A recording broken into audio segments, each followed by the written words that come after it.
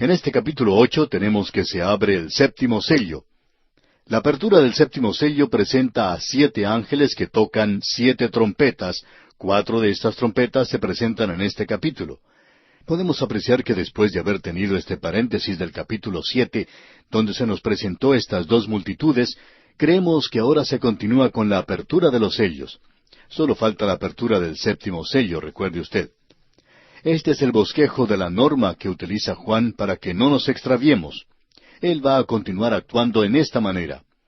Habrá una serie de 7, y en realidad aquí se presentarán 4 que tienen que ver con el período de la gran tribulación. Él presenta primero 6 de cualquiera que sea la serie. Luego tendrá un paréntesis que ayuda al entendimiento de esa serie en particular.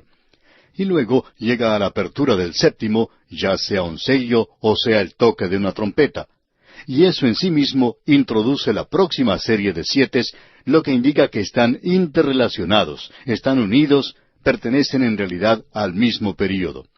Así es que aquí tenemos la apertura del séptimo sello que introduce los 7 ángeles con las 7 trompetas, y eso establece la norma para lo que sigue en el libro de Apocalipsis. Ahora, antes de presentarse lo séptimo de cualquiera sea la serie, se presenta un tema secundario para dar más luz a esa serie en particular. Y repetimos esto porque creemos que es importante de notar de nuestra parte. No hay ninguna razón para quedarse atascados y tampoco existe ninguna razón para ser sensacional en este punto. Para comenzar, cuando llegamos al capítulo 4, él dijo, de aquí en adelante todo está en el futuro. Las cosas que serán después de estas cosas, dice Juan. Y ahora nos encontramos en esa sección. Estamos viviendo en las cosas que son presentes, o sea, en la edad de la iglesia. Entonces, estas cosas que estamos tratando aquí en esta sección no nos conciernen en ese sentido. Hay muchas personas que dicen, lo que me asusta a mí es el libro de Apocalipsis. Bueno, amigo oyente, si usted tiene temor a esta serie que se va a presentar aquí, y debemos admitir que comenzando con los jinetes del Apocalipsis, estos son los juicios terribles que se presentan sobre la tierra. Y francamente hablando, son tan tremendos que lo hacen sobresaltarse a uno con solo leer esto. Pero por lo menos sabemos dónde estamos. Esto es algo que tendrá lugar después de la iglesia, y si usted es un hijo de Dios, usted ha sido sellado por el Espíritu Santo, y será entregado a Él cuando la iglesia salga de este mundo antes de la gran tribulación. Esto es lo que se llama la bendita esperanza de la iglesia. Ahora, estas 7 trompetas nos llevarán a la intensidad completa de la gran tribulación. Los 7 sellos presentan los juicios que son el resultado natural de las actividades del hombre pecaminoso separado de Dios. El 6º sello trae el juicio de la naturaleza y las 7 trompetas revelan que Dios está juzgando directa y sobrenaturalmente a una raza rebelde. Ahora, las primeras 4 series de 7 pueden ser explicadas de esta manera, y queremos mencionarlo porque en las próximas 4, en realidad, los 7 sellos, las 7 trompetas, pero tendremos 7 personalidades y 7 copas de la ira. Todo esto tiene que ver con el mismo período, pero desde un ángulo un poco diferente. Ahora, en los 7 sellos tenemos el juicio que es el resultado de la actividad deliberada e intencionada del hombre. En este período abundará aquello que es en realidad pecado, aunque la gente diga que no es pecado, cuando la gente se entrega a sus placeres sensuales. El juicio de Dios vendrá sobre el hombre pecaminoso a causa de eso. Hemos visto ya al jinete sobre ese caballo blanco que trae una paz falsa. Dirán, paz, paz, y de pronto vendrá destrucción. Luego tenemos el caballo bermejo de la guerra. ¿Y quién es que hace la guerra? El hombre hace la guerra. ¿De dónde viene o cómo viene la guerra? Viene porque está en el corazón del hombre. Hay muchas personas que opinan hoy que si se quitaran todas las armas de fuego de la gente y si no hubiera ninguna clase de armamento, ni bombas, ni nada por el estilo, entonces vamos a tener paz. Amigo oyente, la guerra está en el corazón del hombre, y es necesario cambiar el corazón del hombre antes de poder librarnos de la guerra. Hablando francamente, debemos decir que tenemos más confianza en un verdadero creyente que haya nacido de nuevo, y que tenga un arma de fuego, que un hombre incrédulo que no la tenga. Porque si ese hombre no puede tener un arma de fuego, bueno, le puede dar muerte a uno a golpes, lo puede estrangular, o puede hacer cualquier otra cosa. y en el día de hoy podemos apreciar que mucho de esto está teniendo lugar. Ahora, en las 7 trompetas que vamos a considerar a partir de este programa, tenemos el juicio que es el resultado de una actividad directa de Dios. Y cuando lleguemos a las 7 personalidades, tendremos el juicio que es el resultado del rencor de Satanás contra Dios. En esa ocasión, Satanás será presentado abiertamente. Y luego, en las 7 copas de la ira, tenemos el juicio final de la gran tribulación, lo cual es una actividad directa de Dios a causa de la rebelión del hombre y de Satanás. Y Dios los juzgará a los dos.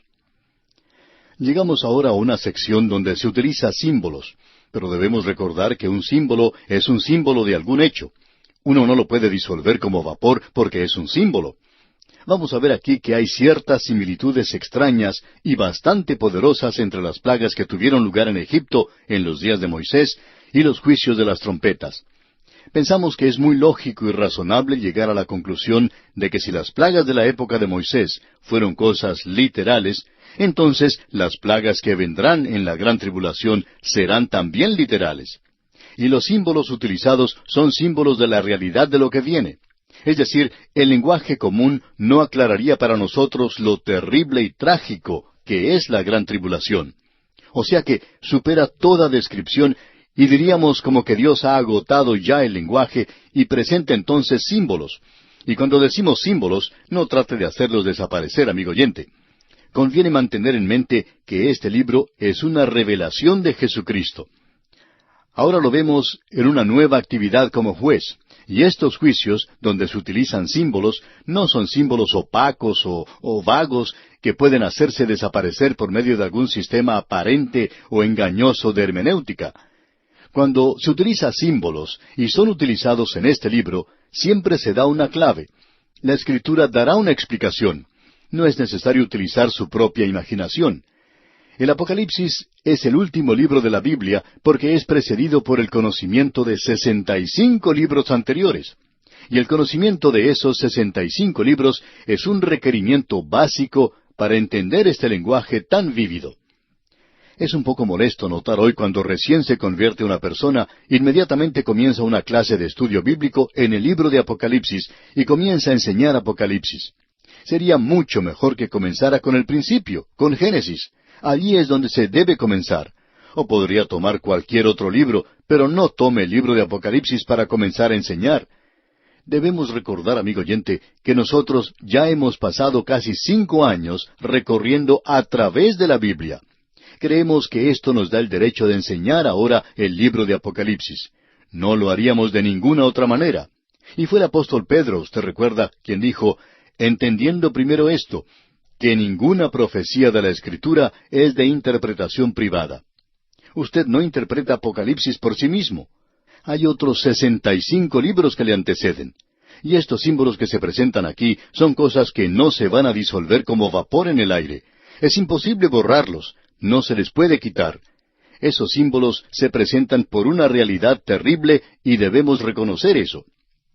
Ahora aquí tenemos la apertura del 7º sello, y eso presenta a las 7 trompetas.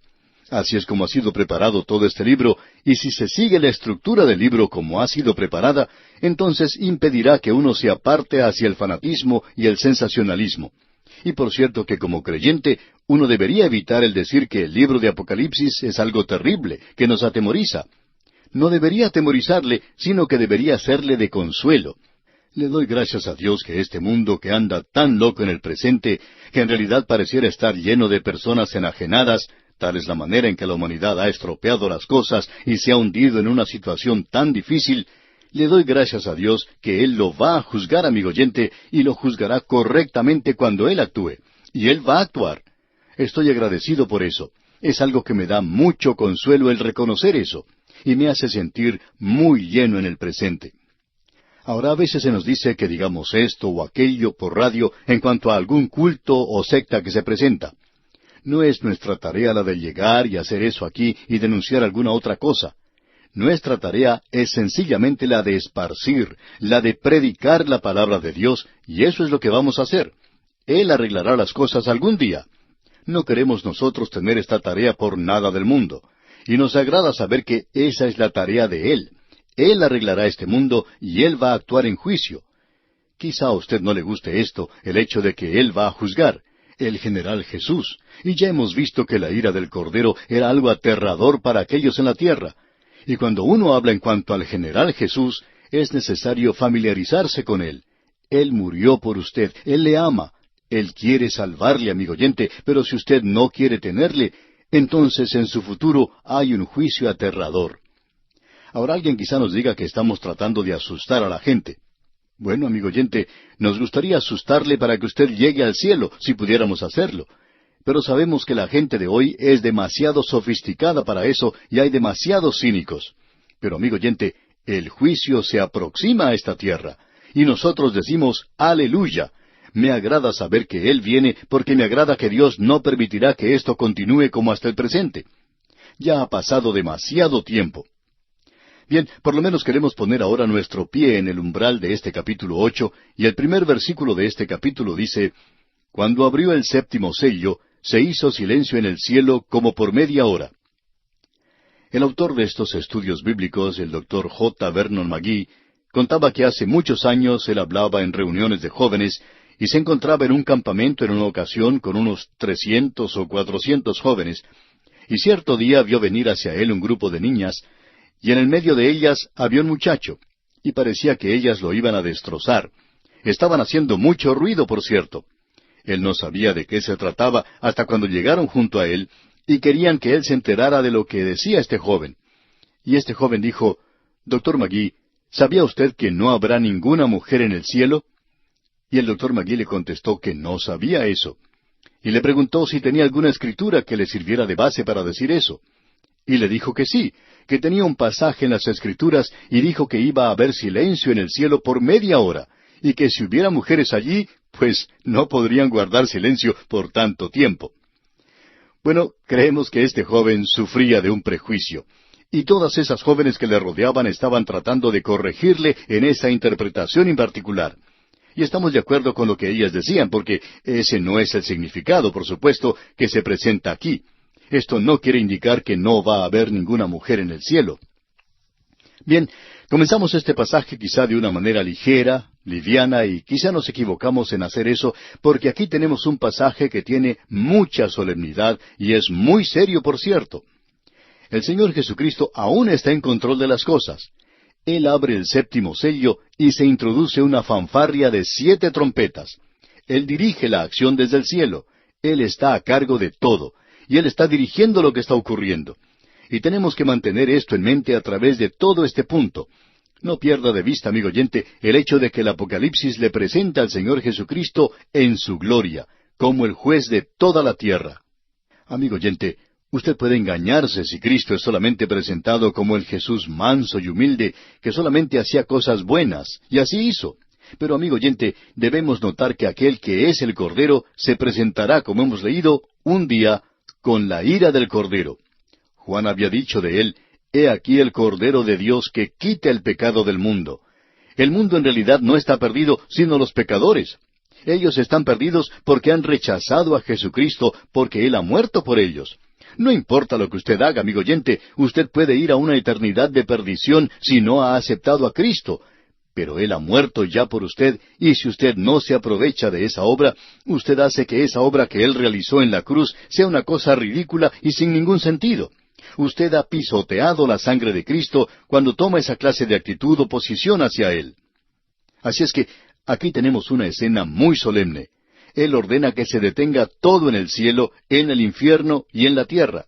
Nada puede moverse sin su autorización. Él ya ha ordenado que cesaran las fuerzas naturales en la tierra cuando ordenó que se sellara y salvara a esas 2 multitudes que mencionamos antes. Y ahora, por un breve momento, hay una calma en la actividad del juicio. Hay un silencio celestial. Godet definió esto de la siguiente manera. Este silencio es una pausa para la acción. Y eso nos gusta mucho. Es la calma antes de la tormenta. ¿Por qué sucede este silencio tan extraño? Bueno, su paciencia no se ha agotado. Cuando fue abierto el 6º sello y la naturaleza respondió con una convulsión poderosa, los hombres de valor se atemorizaron por un momento. Cristo les dio la oportunidad de arrepentirse. Pero como sucedió con Faraón en el pasado, cuando se quitó la presión de ellos, su corazón engañoso volvió a su intención original. Así es que muchos hombres regresan a la conducta blasfema cuando existe la calma. Probablemente se reprocharán a sí mismos por haber dado muestra de cobardía. Después de todo, solo era la naturaleza la que estaba reaccionando. No era Dios después de todo. Y todo puede ser explicado por causas naturales. Y eso es lo que ellos dirán. Pero amigo oyente, es la calma antes de la tormenta, como alguien dijo en el pasado. Los pasos de Dios de misericordia al juicio son siempre lentos, medidos y como que no quiere darlos. Dios es un Dios lento para la ira. El juicio es una operación extraña. El profeta Isaías dice en el capítulo 28 de su profecía, versículo 21, «Porque Jehová se levantará como en el monte Perasim, como en el valle de Gabaón se enojará, para hacer su obra, su extraña obra, y para hacer su operación, su extraña operación». ¿Y qué es esto? ¿Qué es extraño en cuanto a Dios? Él juzga, amigo oyente. Él es un Dios de amor, pero es un Dios de amor que juzga a sus criaturas. Y Él dice que no siente ningún placer en la muerte de aquel que muere. Este silencio del versículo 1 de este capítulo 8 de Apocalipsis entonces marca la transición de la gracia al juicio. Él está esperando. Y amigo oyente, Él está esperando hoy. Él está esperándolo a usted si usted todavía no ha ido a Él. Y usted puede acercarse a Él ahora mismo, porque Él es un Salvador misericordioso. Acuda a Él en esta hora y sea salvo por toda la eternidad. Lo que tenemos aquí es la apertura del séptimo sello, el último sello. Con esto también se abrió la siguiente serie de 7. Cada una de estas series entrará a la próxima serie de la misma manera, lo cual las une a todas ellas. Están todas unidas en un grupo. Estamos cubriendo este período que es conocido como el período de la Gran Tribulación. El Señor Jesucristo lo llamó así, y Juan ya nos ha dicho que este es el período de la Gran Tribulación. Esperamos que no haya personas que quieran discutir en cuanto a esto, porque el Señor Jesucristo y Juan han llamado a este el período de la Gran Tribulación. Ahora, los sellos que han sido abiertos nos parece que cubren de manera amplia la totalidad del período. Pero cuando se llega a las trompetas, llegamos a esa parte tan intensa del período de la Gran Tribulación que veremos más adelante y que ha sido llamada como los últimos 3 años y medio de este período. En nuestro programa anterior vimos que hubo silencio en el cielo como por media hora. Es algo terrible, tiene que ver con lo que es muy solemne. Ahora esto puede ser aterrador para algunas personas porque se está preparando el juicio que vendrá sobre la tierra. Este es el momento previo a la tormenta del juicio que viene sobre la tierra durante ese período en particular y es lo que llamamos la calma antes de la tormenta. En algunos lugares la gente acostumbra enfrentar a las tormentas. La gente de la zona hasta construye habitaciones o sótanos especiales para protegerse de las tormentas que son comunes en ese lugar. El autor de estos estudios bíblicos, el Dr. J. Vernon McGee, decía que cuando él era joven, su padre le había construido un sótano de refugio para las tormentas, y que él debía pasar mucho tiempo durante la primavera y durante la primera parte del verano en ese sótano para protegerse de las muchas tormentas que azotaban el lugar.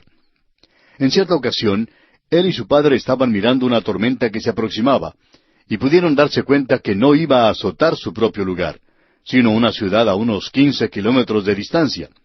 Pero antes que se desatara la tormenta, ellos se dieron cuenta de que había una calma tremenda.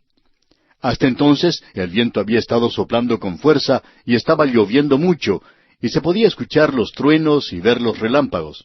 Pero de pronto todo se detuvo y por unos momentos hubo un silencio sepulcral, y de pronto se desató un viento tremendo. Ellos casi no tuvieron ni tiempo para poder cerrar la puerta del sótano y protegerse de la furia de la tormenta. Y es así como se desatará la gran tribulación sobre la tierra. Y se nos presenta aquí con estas trompetas. Ahora, comenzando aquí con el versículo 2 de este capítulo 8 de Apocalipsis, y hasta el capítulo 11, tenemos el sonar de estas 7 trompetas. En primer lugar, en los versículos 2 al 6, tenemos a un ángel ante el altar con un incensario de oro. Veamos entonces lo que nos dice el versículo 2 de este capítulo 8 de Apocalipsis. Y vi a los 7 ángeles que estaban en pie ante Dios, y se les dieron 7 trompetas. Aquí se nos presenta a 7 ángeles en un grupo especial. Creemos que Gabriel se encuentra en este grupo porque se nos dice que él estaba delante de Dios.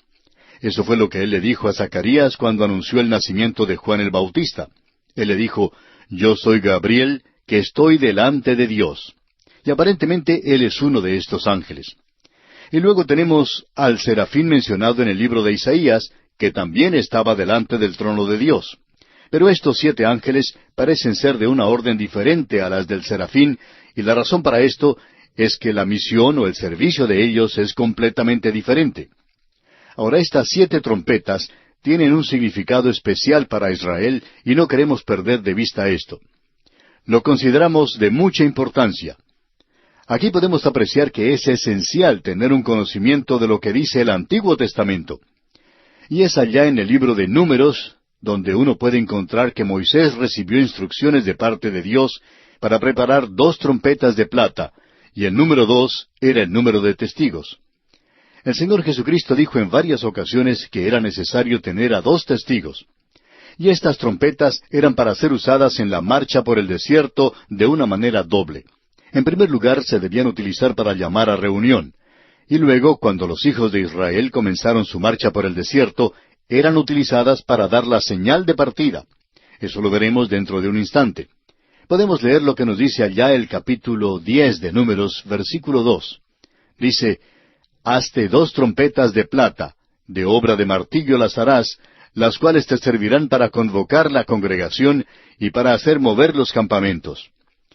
Cuando Israel entró a la tierra prometida, estas trompetas iban a ser utilizadas para un propósito doble nuevamente, pero no los mismos propósitos. Veamos ahora lo que nos dice el mismo capítulo 10 de Números, los versículos 9 y 10. Dice, «Y cuando saliereis a la guerra en vuestra tierra contra el enemigo que os molestare, tocaréis alarma con las trompetas, y seréis recordados por Jehová vuestro Dios, y seréis salvos de vuestros enemigos. Y en el día de vuestra alegría, y en vuestras solemnidades, y en los principios de vuestros meses, tocaréis las trompetas sobre vuestros holocaustos y sobre los sacrificios de paz, y os serán por memoria delante de vuestro Dios. Yo, Jehová vuestro Dios». Ahora, estas trompetas debían ser utilizadas de otra manera también. En ese mismo capítulo 10 de Números, versículo 4, leemos, «Mas cuando tocaren solo una, entonces se congregarán ante ti los príncipes, los jefes de los millares de Israel». Usted puede notar, amigo oyente, que esta trompeta mencionada aquí, según nuestro juicio, es aquella que corresponde a la última trompeta, la que menciona el apóstol Pablo en su primera epístola a los Corintios, capítulo 15. Pero esta era para reunir a cierto grupo de Israel que tenía que juntarse, y esta es la trompeta que menciona el apóstol Pablo, como dijimos en su primera epístola a los Corintios, capítulo 15, versículos 51 y 52, donde dice, «He aquí os digo un misterio, no todos dormiremos, pero todos seremos transformados en un momento, en un abrir y cerrar de ojos, a la final trompeta, porque se tocará la trompeta, y los muertos serán resucitados incorruptibles, y nosotros seremos transformados». Desafortunadamente, hay quienes piensan hoy que esta última trompeta, o final trompeta que se menciona aquí en la primera epístola a los Corintios, capítulo 15, es la 7ª trompeta del Apocalipsis. Pero esto no tiene en realidad ninguna relación. Y el apóstol Pablo menciona al Señor Jesucristo en su primera epístola a los Tesalonicenses, capítulo 4, versículo 16, donde dice, «Porque el Señor mismo con voz de mando, con voz de arcángel y con trompeta de Dios, descenderá del cielo, y los muertos en Cristo resucitarán primero». Lo que tenemos aquí es la voz del Señor Jesucristo. Él da una voz de mando potente, y la voz de arcángel indica una voz como esa, como la del arcángel. La trompeta de Dios es aún su voz. Su voz sonará como una trompeta. Y ese es un hecho bíblico. Eso lo pudimos apreciar allá en el primer capítulo de Apocalipsis, versículo 10. Ya lo vimos. Juan nos dice que él escuchó una gran voz como de trompeta, y que él se volvió para ver, ¿y qué fue lo que vio? A Cristo glorificado. Bueno, el Cristo glorificado va a llamar a los suyos, y creemos que cuando Pablo habla de la final trompeta, de que la trompeta sonará, los muertos resucitarán, ese es el llamado del Señor Jesucristo. Ese es el último llamado que Él hace a la iglesia y por tanto es llamada la final trompeta. Pero el tipo de esto es este. Al llamar de entre los hijos de Israel a los príncipes, suena solo una trompeta, y eso no tiene relación con el movimiento de los hijos de Israel en su marcha por el desierto. Ahora aquí tenemos algo que tiene un significado especial, y queremos que usted se dé cuenta de eso. La trompeta hacía sonar una alarma que hacía poner en marcha a Israel en el desierto. Y esa alarma se hacía sonar para que comenzara a marchar cada división. Notemos esto, amigo oyente. Las tribus estaban divididas en 4 grupos de 3 tribus cada uno en los 4 lados del tabernáculo. Y había 3 familias de Leví que llevaban los artículos del tabernáculo. Ellas eran Gersón, Coat y Merari. Bueno, 4 más 3 son 7. Había que hacer sonar la trompeta para que comenzara a marchar Israel. Y cuando se hacía sonar esa trompeta, comenzaba a marchar el arca, y los coatitas eran quienes la llevaban. Luego marchaba la tribu de Judá, y las 2 tribus bajo la bandera de Judá, y así hasta que todos comenzaran esta marcha. Usted se da cuenta que todo se hacía ordenadamente en ese campamento. Cada familia conocía su lugar. Cada hombre mantenía su posición. No había ninguna clase de desorden en el campamento de Israel, y esa es la razón por la cual el apóstol Pablo nos dice, pero hágase todo decentemente y con orden. Nos gustaría mucho ver que la iglesia fuera tan ordenada como lo era Israel en su marcha por el desierto. Era necesario 7 trompetas para hacerlos marchar. Ahora, aquí hay un beneficio positivo de estas trompetas. Las 7 trompetas de Apocalipsis tendrán el resultado positivo de hacer mover a Israel a su tierra. Creemos que será necesario estas 7 trompetas para que todo Israel regrese a su tierra. Esta es otra razón por la cual no creemos que el presente regreso de Israel a su tierra sea el cumplimiento de la profecía. Esto será cumplido en el período de la gran tribulación, cuando se haga tocar las 7 trompetas, como sucedió en la marcha por el desierto. Después de la 7ª trompeta, Israel es identificada para nosotros en el capítulo 12 como algo que merece la protección especial de Dios.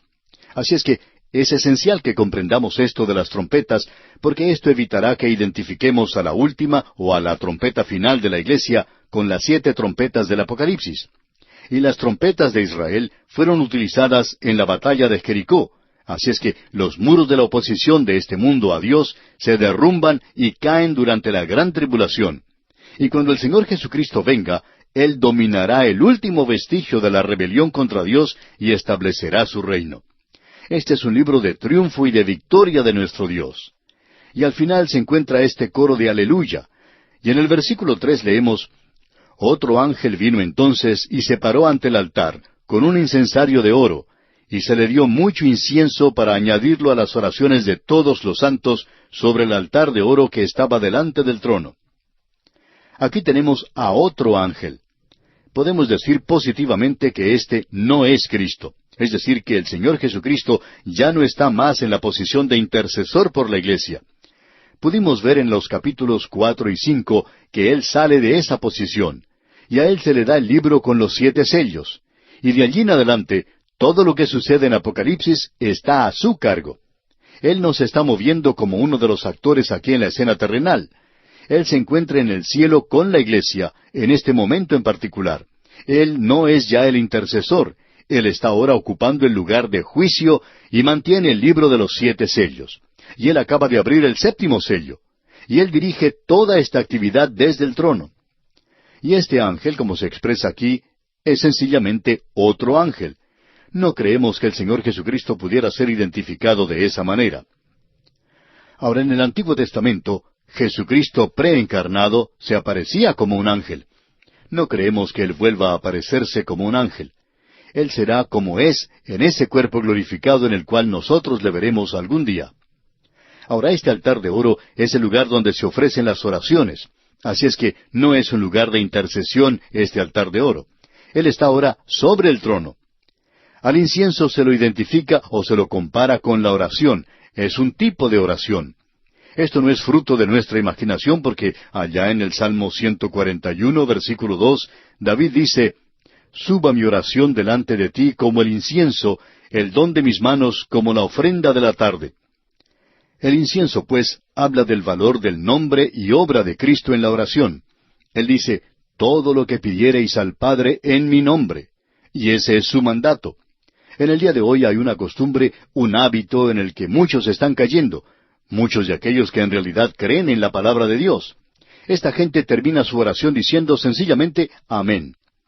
Alguien dijo en una ocasión, es redundante decir eso porque en su corazón usted ya está orando en el nombre de Jesús. Bueno, opinamos que esto significa un poco más que colocar como rótulo al final de la oración las palabras en el nombre de Jesús. Y quisiéramos decir esto, que si usted está haciendo una oración en el nombre de Jesús, especialmente una oración pública, tiene que estar seguro de decir eso, en el nombre de Jesús. Creemos que esto es muy importante. Y aquí vemos que se está ofreciendo este incienso, un incienso de sabor dulce. A usted y a mí no se nos escucha por utilizar un lenguaje muy florido o elocuente en nuestras oraciones, sino que se nos escucha cuando hacemos nuestra oración en el nombre de Jesús. Ahora el incienso fue entregado a este ángel. Las oraciones de los santos que fueron ofrecidas en el quinto sello reciben su respuesta ahora a causa de la persona y el sacrificio de Cristo aquí. Leamos el versículo 4 de este capítulo 8 de Apocalipsis. Y de la mano del ángel subió a la presencia de Dios el humo del incienso con las oraciones de los santos. Y ahora la oración recibirá su respuesta a causa de Jesucristo. Leamos el versículo 5. Y el ángel tomó el incensario y lo llenó del fuego del altar y lo arrojó a la tierra, y hubo truenos y voces y relámpagos y un terremoto. El sumo sacerdote llevaba un incensario con él cuando llevaba la sangre al lugar santo. Aquí el rito es invertido, porque del cielo el incensario es arrojado a la tierra. Es decir, que las oraciones subieron como incienso y ahora tenemos la respuesta que desciende. Ellos habían orado a Dios que los vengara. Ellos son los santos de la tribulación. Y la tierra, habiendo rechazado la muerte de Cristo por el juicio de sus pecados, ahora debe soportar el juicio de sus propios pecados. La gran tribulación se pone entonces en marcha. Y aquí dice, y hubo truenos. Eso demuestra que se acerca la venida de la tormenta del juicio de Dios. Y luego dice, y voces. Eso revela que esta es una dirección inteligente de Dios y no una obra de las fuerzas naturales que no tiene propósito. Dios está a cargo de esto. Luego los relámpagos siguen a los truenos. Esto no es una inversión del orden natural. Nosotros podemos ver el relámpago antes de oír el trueno. Esto es debido a que las ondas de luz viajan o se propagan más rápidamente que las ondas del sonido. En realidad, viene primero el trueno, pero nosotros no lo oímos a causa de nuestros oídos. Somos lentos para oír de todos modos. Luego el terremoto aquí es la respuesta de la tierra a la tremenda presión a la que se ve sometida en el juicio durante el período de la gran tribulación. Vamos a seguir avanzando un poquito más rápido hoy, porque vamos a tocar algunas trompetas, o mejor dicho, vamos a escuchar cuando los ángeles toquen estas trompetas. Eso es algo verdaderamente terrible. Este es el juicio de Dios que viene directamente sobre la tierra. El versículo 6 entonces de este capítulo 8 de Apocalipsis dice, y los 7 ángeles que tenían las 7 trompetas se dispusieron a tocarlas. Este es un momento solemne. Ya ha terminado esa media hora de silencio. Las oraciones de los santos se han escuchado. Ya se ha dado la orden para hacer tocar las trompetas. Los ángeles toman una posición de atención y al tocar las trompetas, la ira divina se desata sobre los hombres rebeldes. El tocar de las trompetas no introduce símbolos de secretos. Las plagas que se mencionan aquí son plagas literales. Este método que existe hoy de evaporar el significado de la Escritura es tan malo como el tratar de negar la inspiración de la palabra de Dios. Es decir, es estar diciendo que Dios no quiere decir lo que dice, y que esto quiere decir algo completamente diferente. Ahora, en el versículo 7 de este capítulo 8 de Apocalipsis leemos, el primer ángel tocó la trompeta, y hubo granizo y fuego mezclados con sangre, que fueron lanzados sobre la tierra, y la tercera parte de los árboles se quemó, y se quemó toda la hierba verde. Este es un juicio directo de parte de Dios. Su juicio cae sobre toda la vida vegetal, desde el pasto o hierba hasta los grandes árboles. Toda clase de vida botánica es afectada al principio. Notemos esto, sin embargo, que aquí se menciona solamente una tercera parte. Ese es un golpe tremendo sobre la tierra. Y el fuego es el gran enemigo que Dios usa. En el primer juicio global, Dios utilizó el diluvio. Ahora va a ser el fuego.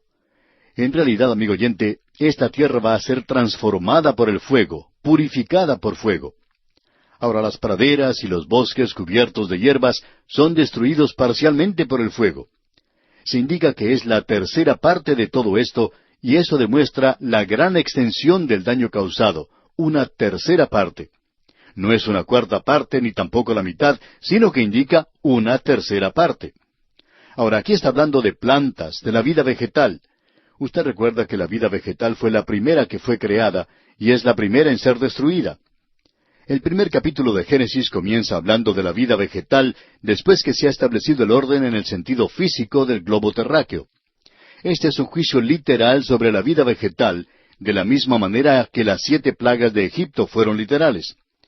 Señalamos anteriormente el hecho de que había una similitud extraordinaria entre las plagas en Egipto y los juicios de las trompetas. Nuevamente debemos decir que esto no es ningún accidente, porque si usted regresa a ver lo que dice el libro de Éxodo, descubrirá que las plagas allí eran algo literal, y cada creyente en la Biblia tiene que estar de acuerdo con esto. Entonces, también debe estar de acuerdo en que las plagas mencionadas en Apocalipsis deben ser aceptadas de la misma manera. No conocemos qué tipo de hermenéutica uno puede usar para interpretar una cosa de una manera en un lugar y de otra manera en otro lugar, a no ser que la Escritura le indique claramente que usted puede hacer tal cosa. Probablemente deberíamos leer lo que nos dice allá el libro de Éxodo. En el capítulo 9, versículo 18 de Éxodo, tenemos lo siguiente. He aquí que mañana a estas horas yo haré llover granizo muy pesado, cual nunca hubo en Egipto, desde el día que se fundó hasta ahora. Y cuando cayó este granizo sobre la tierra, se nos dice que destruyó la hierba del campo en el país de Egipto. Ahora en el versículo 25 leemos, y aquel granizo hirió en toda la tierra de Egipto todo lo que estaba en el campo, así hombres como bestias. Asimismo destrozó el granizo toda la hierba del campo y desgajó todos los árboles del país. Se nos dice que desgajó todos los árboles del país. Esta era una destrucción del 100%, y en Apocalipsis tenemos una tercera parte de la tierra. Veamos ahora lo que dice la segunda trompeta. Leamos los versículos 8 y 9 de este capítulo 8 de Apocalipsis. El segundo ángel tocó la trompeta, y como una gran montaña ardiendo en fuego fue precipitada en el mar, y la tercera parte del mar se convirtió en sangre. Y murió la tercera parte de los seres vivientes que estaban en el mar, y la tercera parte de las naves fue destruida. Ahora se habla del mar, el cual ocupa la mayor parte de la superficie terrestre, y esto es afectado por el juicio directo de Dios. Y usted recuerda también que es mencionado allá en Génesis que hubo la separación de la tierra y de la mar, y eso ocurrió en el mismo día en que apareció la vida vegetal. Eso lo vemos allá en Génesis capítulo 1, versículos 9 y 10. Es necesario que prestemos mucha atención al lenguaje utilizado aquí. Aquí se está utilizando un lenguaje literal, y debemos prestar mucha atención, por cierto. Juan no está diciendo aquí que una montaña ardiendo cayó o se precipitó a la mar, sino que él dice que era una masa como una gran montaña ardiendo. Es como si fuera una gran montaña ardiendo que se precipitó en el mar, como si fuera una gran montaña. Esta es una diferencia muy cuidadosa en el uso del lenguaje que debemos notar, especialmente cuando es una práctica muy común el amontonar todo lo que se menciona en este libro y llamarlo simbólico. Y eso, por supuesto, le evita muchos problemas a uno, pero es como salir de Guatemala y entrar en Guatepeor.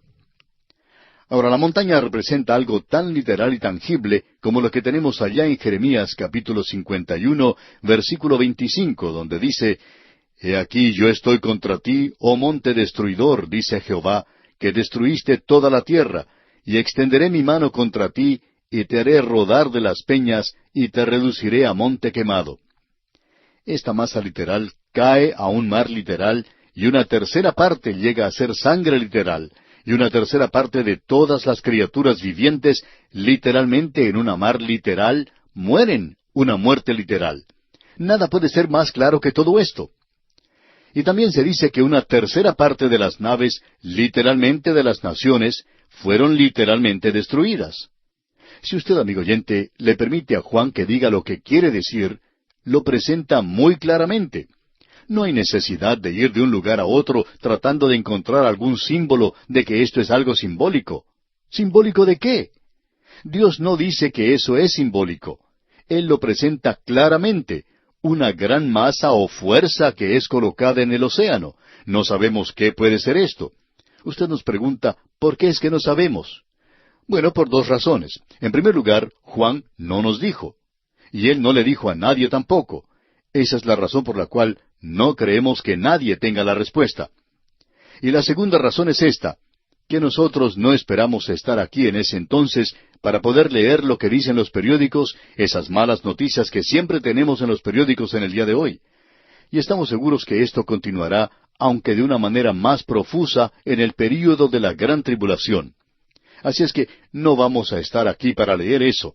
Entonces, podríamos decir que esto no nos concierne demasiado, aparte de darnos cuenta de la terrible tragedia que se avecina sobre un mundo que rechaza a Cristo, que en realidad se está burlando, que pone en ridículo la palabra de Dios en el presente. Esto es algo que causa tristeza al corazón del creyente, pero no debemos hacer más de eso. Eso no solo debería afectar nuestros corazones, sino que debería afectar nuestras voluntades y nuestros pies, y comenzar a andar para esparcir hoy la palabra de Dios. Esa es nuestra responsabilidad, y creemos que esa es una responsabilidad solemne. No podemos evitar que ese juicio llegue a la tierra, pero sí podemos predicar la palabra de Dios y reducir la población que quedará aquí en ese entonces. Bien, llegamos ahora a la tercera trompeta. Leamos los versículos 10 y 11 de este capítulo 8 de Apocalipsis. El tercer ángel tocó la trompeta, y cayó del cielo una gran estrella, ardiendo como una antorcha, y cayó sobre la tercera parte de los ríos y sobre las fuentes de las aguas. Y el nombre de la estrella es Ajenjo, y la tercera parte de las aguas se convirtió en ajenjo, y muchos hombres murieron a causa de esas aguas, porque se hicieron amargas. Estamos viviendo en el presente donde se ha dicho mucho en cuanto a la contaminación del ambiente. Es un verdadero problema hoy. Parecería como que el hombre se hubiera anticipado a esta estrella contaminando todas las aguas. Opinamos personalmente que el hombre se va a ver obligado en el presente a limpiar las aguas del mundo si quiere continuar existiendo aquí. Se considera, amigo oyente, que el instinto de conservación es la primera ley de la naturaleza. Y el hombre quiere continuar en esta pequeña tierra. Así es que va a hacer algo en cuanto a esto. Pero aquí, en la gran tribulación, el agua fresca, el agua de las vertientes, el agua que el hombre utiliza para beber, es contaminada. Es decir, una tercera parte de esa agua. En algunos lugares del mundo, la gente sabe lo que es el vivir con muy poca agua para beber y para uso doméstico. Algunos países de vez en cuando sufren grandes sequías y es muy difícil obtener agua para beber. Eso es algo verdaderamente esencial tanto para el hombre como para los animales. Estamos seguros que en una ocasión u otra usted habrá visto en revistas y periódicos fotografías de personas con ollas y otros utensilios de cocina yendo a algún lugar para buscar agua y llevarla a sus hogares. Esto puede ser causado por una intensa sequía, por las aguas contaminadas de algún río o por otras causas que hacen imposible lograr agua para beber y para otros usos domésticos. Estas experiencias deberían enseñarle al hombre cuánto depende del agua fresca de los ríos. Y aquí tenemos un juicio sobre esto. Usted recuerda que Israel tuvo una experiencia cuando cruzaron el Mar Rojo. Ellos llegaron a un lugar llamado Mara, y las aguas eran amargas en ese lugar. Y a Moisés se le indicó que tomara un árbol y lo arrojara en las aguas para que se hicieran dulces. Durante la gran tribulación, las aguas dulces se convierten en amargas por un meteoro, una estrella del cielo. Ahora alguien quizá puede preguntar si esto es una estrella literal. No vemos ninguna razón para pensar de otra manera. Y el árbol que Moisés arrojó en las aguas habla de la cruz de Cristo. Hemos visto aquí el nombre de la estrella que es Ajenjo. Y según Vincent, esto se utiliza aquí metafóricamente de la siguiente manera. Habla de la idolatría de Israel. Eso lo podemos ver en varios pasajes como Deuteronomio, capítulo 29, versículo 18. Habla de la calamidad y la tristeza. Eso lo vemos en Jeremías, capítulo 9, versículo 15, y en Lamentaciones, capítulo 3, versículo 15. Habla de un juicio falso en Amós capítulo 5, versículo 7. El profeta Amós presentó esto, y muy claramente, por cierto. Esta estrella, pues, es algo literal. Es un meteoro que contiene veneno y contamina una tercera parte del aprovisionamiento de agua de la tierra. Este nombre sugiere que este es un juicio contra la idolatría y la injusticia del hombre. La calamidad y la tristeza son las compensaciones naturales que vienen sobre el hombre a causa de este juicio. Creemos que este pasaje es algo sobresaliente en las Escrituras. Bien, llegamos ahora a la cuarta trompeta. Leamos el versículo 12 de este capítulo 8 de Apocalipsis. El cuarto ángel tocó la trompeta, y fue herida la tercera parte del sol, y la tercera parte de la luna, y la tercera parte de las estrellas, para que se oscureciese la tercera parte de ellos, y no hubiese luz en la tercera parte del día, y asimismo de la noche. Otro aspecto de la creación de la cual depende la humanidad en esta tierra para ser provista de luz y vida es el sol, y en un menor grado el hombre depende también de la luna y las estrellas. Fue en el cuarto día de la creación que estos cuerpos celestiales aparecieron. Habían sido creados antes, pero fue entonces cuando fueron iluminados. Y ahora es como si esta luz fuera apagada en una tercera parte de la tierra. Dios había permitido que estas luces iluminaran, la lumbrera mayor para que señorease en el día, y la lumbrera menor para que señorease en la noche, dice en Génesis 1:16. Estas lumbreras eran también para servir de señales para las estaciones. El Señor indicó que en la gran tribulación habrá señales especiales en los cuerpos celestiales. El Señor Jesucristo mencionó eso allá en el Evangelio según San Mateo, capítulo 24, versículo 29, donde dice: «E inmediatamente después de la tribulación de aquellos días, el sol se oscurecerá, y la luna no dará su resplandor, y las estrellas caerán del cielo, y las potencias de los cielos serán conmovidas». Bueno, las leyes de la naturaleza son alteradas radicalmente por estas perturbaciones. Hay una definitiva limitación de sólo una tercera parte de la luz y del día que es afectada, pero la intensidad de la luz es reducida en una tercera parte de su potencia en vatios, digamos. Hoy se habla mucho en cuanto a una reducción de la energía, una falta de energía. Amigo oyente, vendrá una reducción muy grande a esta tierra algún día. En cierta ocasión, en una ciudad industrial del nororiente de los Estados Unidos, hubo necesidad de cerrar muchas plantas o fábricas, y varios miles de trabajadores fueron dejados cesantes, y muchos comenzaron a abandonar la ciudad. Y uno de estos chistosos, que nunca faltan, puso un cartel a la salida de la ciudad que decía: «El último que abandone la ciudad, por favor, apague las luces». Bueno, amigo oyente, Dios está listo a apagar las luces de esta tierra. Sin embargo, el Señor dijo claramente allá en Génesis, capítulo 8, versículo 22, «Mientras la tierra permanezca, no cesarán la sementera y la siega, el frío y el calor, el verano y el invierno, y el día y la noche». Creemos que existe algo muy interesante en conexión con esto, y queremos citar lo que dijo Roberto Govet. Dice él: «Es así que aún continúa el día, aunque su brillantez se ha disminuido. Dios muestra su derecho a cuestionar el derecho del hombre en cuanto al pacto. Él no ha cumplido con los términos de ese pacto. Sangre por sangre no es derramada por las naciones. Para ese entonces, el mandato de dar muerte al asesino es negado por el mundo a través de una filantropía falsa». Este es otro aspecto de la pena capital. Hay jueces de corazones demasiado tiernos, y cabezas tiernas también, que quieren acabar con la pena capital y dejan que los criminales anden libres en este mundo del presente, y esto es lo que ha sucedido. El hombre continúa dirigiéndose en esa misma dirección. Amigo oyente, Dios dice que Él dio un mandamiento o un pacto en el cual el hombre debería proteger la vida humana. Y uno protege la vida humana cuando castiga a los criminales y cuando los quita de esta vida.